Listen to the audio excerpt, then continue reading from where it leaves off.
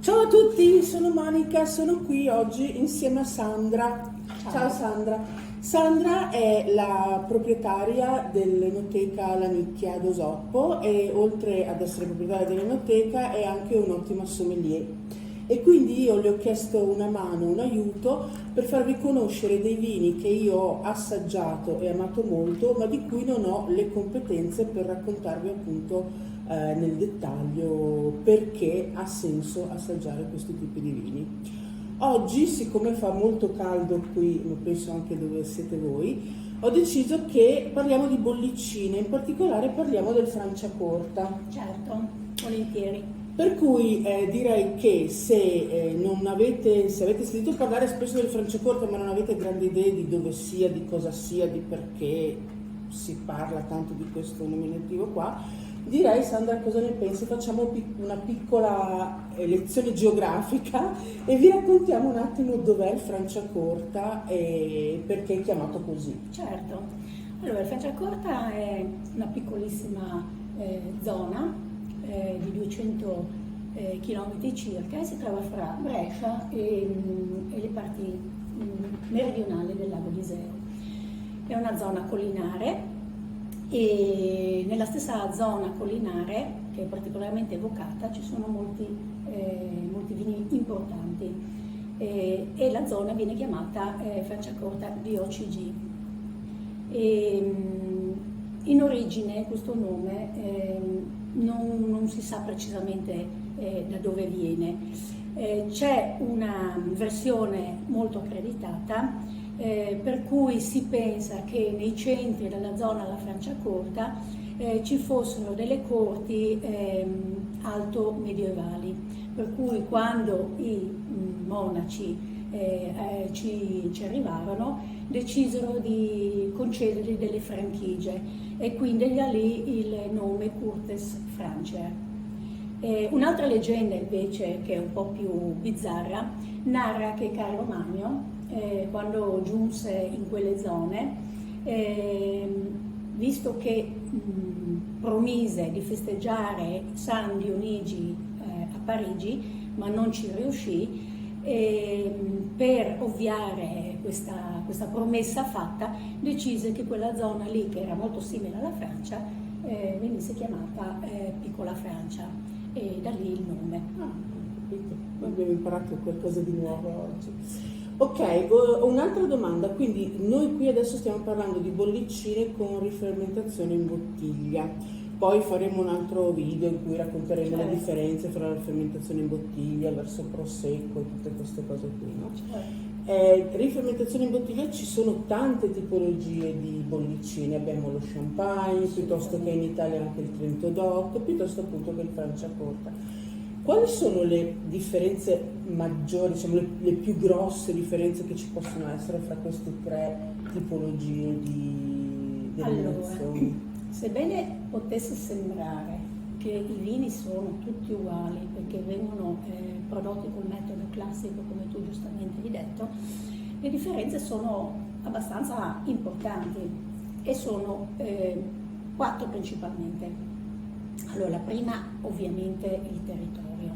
Il territorio perché ad esempio nella zona del Franciacorta ci sono dei terreni diciamo morenici, mentre nel Trento il terreno è più calcareo e pietroso, per poi passare a un terreno completamente diverso in Francia, dove il terreno è gessoso, infatti lo chiamano le cresse. Ho capito, quindi anche il terreno ha questa importanza folle nella... Esatto. Oltretutto il clima è completamente diverso, quindi la zona diciamo meridionale dell'Iseo viene mitigato dal lago, quindi il clima è molto più mite. Pensiamo invece al Trento DOC, dove i terreni arrivano persino ad un'altitudine di 800 metri. La Francia poi, lo sapete benissimo, è molto a nord dell'Europa, dove le temperature arrivano mediamente a 11 gradi e inoltre c'è una piovosità molto importante. Questo per quanto riguarda il clima.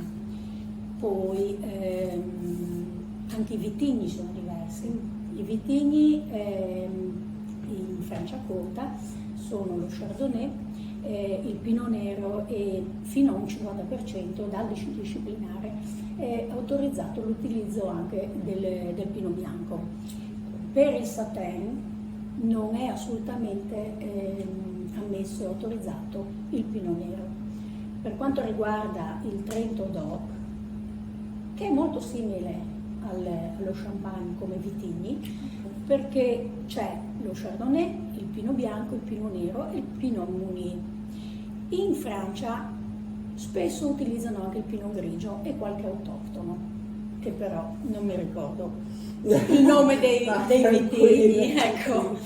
Bene. Magari un giorno parleremo nello specifico approfondiamo, dei sì. vini francesi e approfondiremo. Anche parlando sempre delle differenze, anche l'affinamento in bottiglia è diverso.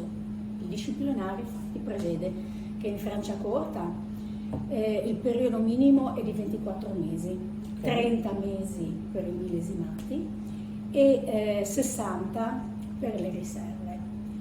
In Trento DOC le cose sono molto diverse perché il minimo è di 15 mesi e le riserve basta 36 mesi. Ok. La Francia con lo Champagne basta 15 mesi, poi chiaramente quasi tutti superano questa tempistica, però da disciplinare è sufficiente 15 mesi. Ciao, eccoci, siamo tornate, abbiamo fatto una piccolissima pausa e ci siamo aperte la bottiglia.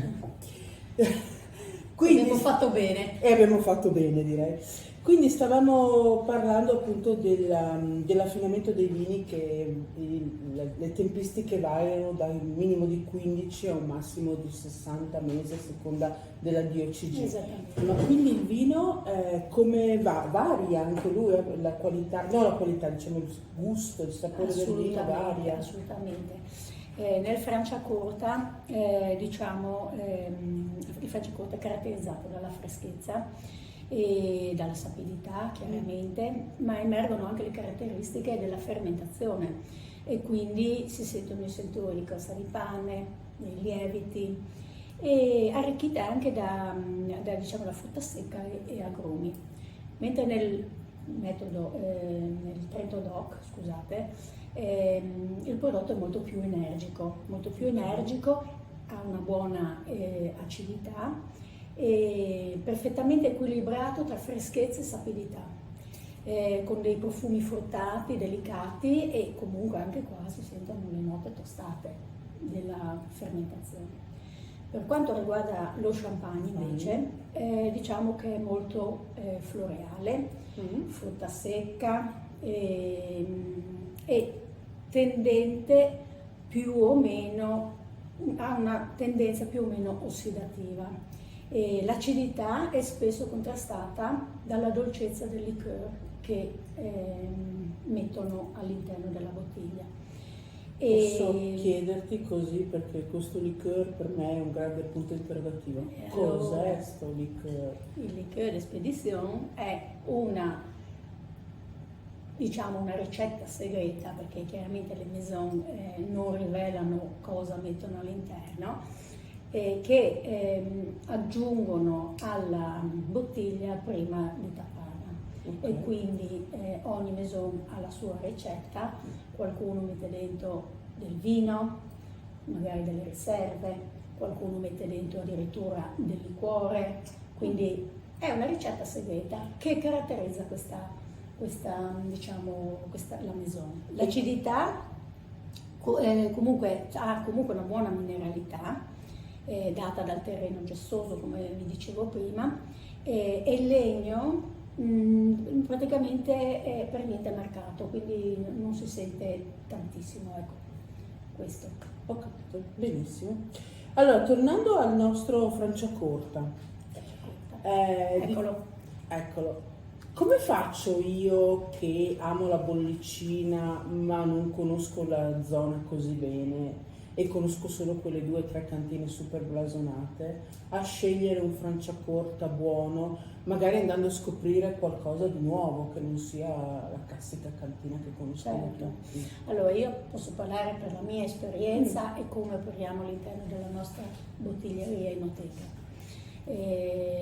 Quando viene un cliente, noi generalmente lo accogliamo chiedendogli quanto il budget, quant'è il suo budget che vuole, diciamo, investire nell'acquisto della bottiglia. In seguito gli chiediamo in che occasione lo vuole chiaramente consumare, perché in base a quello chiaramente gli si dà il consiglio giusto. Quindi in base a questo, se proponiamo un vino fresco, fruttato, floreale, per un aperitivo o per un primo di pesce, e quindi potrebbe essere un brut. Se invece vuole abbinarlo ad un primo piatto un po' più strutturato, a delle carni bianche, magari gli si può proporre un satin che è un po' più complesso. Proporremo un rosé. Ad esempio, se c'ha un primo piatto diciamo di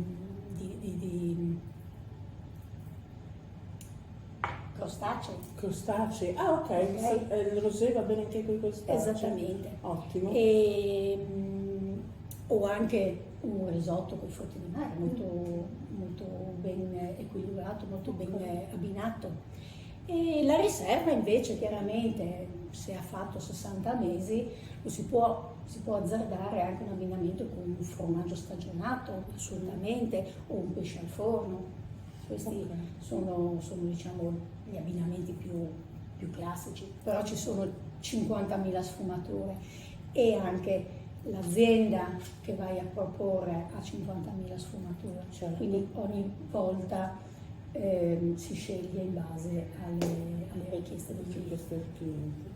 Nel caso nostro di Enolike vi fidate dei nostri consigli oppure ci scrivete e noi vi diamo una mano senza nessun problema a selezionare l'abbinamento perfetto.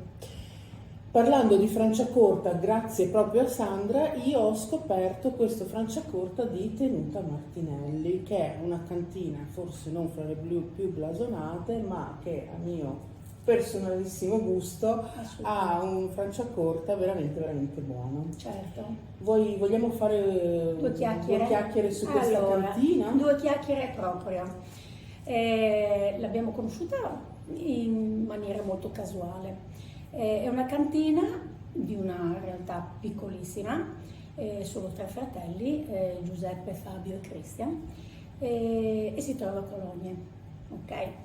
I vigneti sono tutti di proprietà, che è una cosa molto importante perché seguono le vigne personalmente, e le uve che producono, per quanto riguarda Franciacorta chiaramente, perché poi ne produrranno anche altre, ma per quanto riguarda il Franciacorta, Pinot Bianco, Pinot Nero e Chardonnay.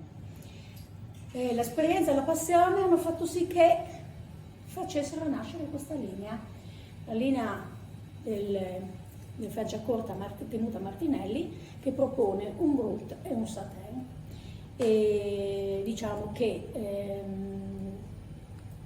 il brut ha un bouquet molto fresco, fruttato, floreale, ha un perlage finissimo ed è praticamente adatto a qualsiasi occasione.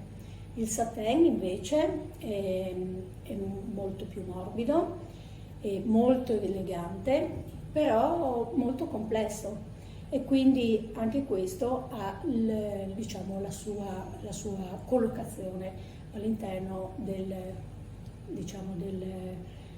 mondo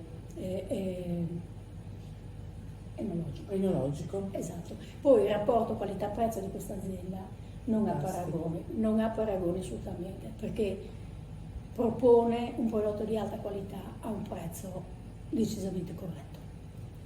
Io ho avuto, quando sono appunto, vi dicevo, sono andata in Franciacorta, ho deciso di andare a visitare la cantina. Purtroppo sono arrivata lì nel giorno sbagliato perché stavano facendo il tiraggio, quindi ho anche imparato cos'è il tiraggio. Praticamente stavano imbottigliando il Franciacorta con i lieviti per poi appunto lasciarlo riposare, fare l'affinamento, quindi non ho potuto assaggiarlo lì. Però ho comunque conosciuto, presumo, le figlie dei 3 proprietari, 3 ragazze veramente splendide, che ci hanno fatto un po' vedere molto velocemente di quello che stavano facendo, e poi ci hanno parlato anche della loro linea di vini fermi, che magari è meno conosciuta, però adesso si stanno anche buttando nei rossi, nei vini fermi bianchi, di loro produzione appunto.